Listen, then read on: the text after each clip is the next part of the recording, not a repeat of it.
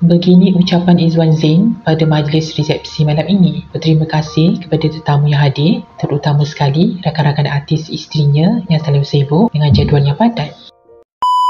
Yang telah mengizinkan kita semua berkumpul pada malam ini dalam suasana penuh kegembiraan dan keberkatan, as Allah reminds us in Quran, and among His sign is that He created for you spouse from among yourself, so that you may find tranquility in them, and He placed between you affection and mercy.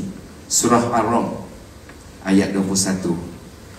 Tonight, that sakinah, that sense of calm and love is truly felt, and it is felt because of all of you who are here with us.